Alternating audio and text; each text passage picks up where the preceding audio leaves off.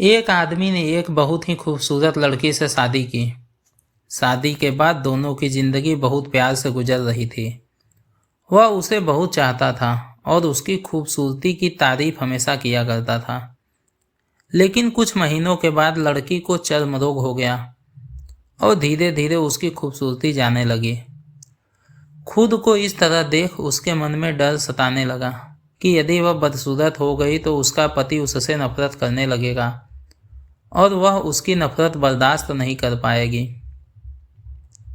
इस बीच एक दिन पति को किसी काम से बाहर जाना पड़ा।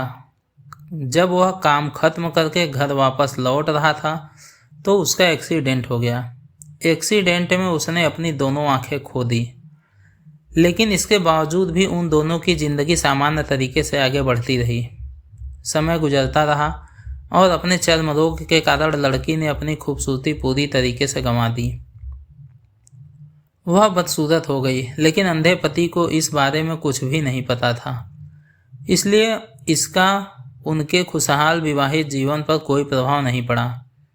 वह उसे उसी तरह प्यार करता रहा। एक दिन उस लड़की की मौत हो गई। पति अब अकेला हो गया था।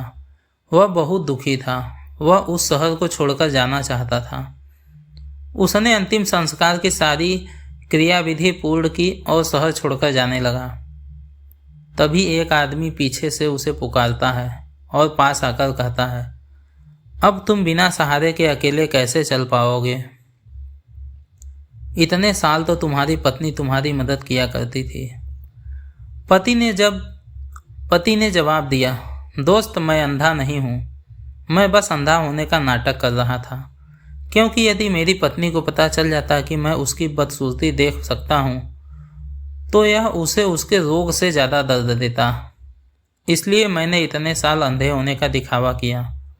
वह बहुत अच्छी पत्नी थी। मैं बस उसे खुश रखना चाहता था। दोस्तों, इस कहानी से हमें सीख मिलती है, खुश रहने के लिए हमें एक दूसरे की कमियों को आंखें बंद कर लेनी चाहिए और उन कमियों को नज़रअंदाज कर देना चाहिए। अगर हम एक दूसरे की कमियां ही बार बार गिनाते रहेंगे तो हम अपने जीवन में कभी खुश नहीं रह पाएंगे।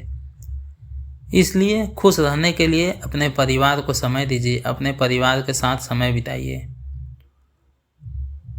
दोस्तों, आपको कहानी कैसी लगी कमेंट करके हमें ज़रूर बताएं। अगर कहानी अच्छी लगी है तो कहानी को लाइक करें और अगर आप हमारे इस चैनल पर नए हैं तो हमारे इस चैनल को सब्सक्राइब करें और अपने दोस्तों के साथ शेयर ज़रूर करें। धन्यवाद दोस्तों, मिलते हैं एक नई कहानी के साथ।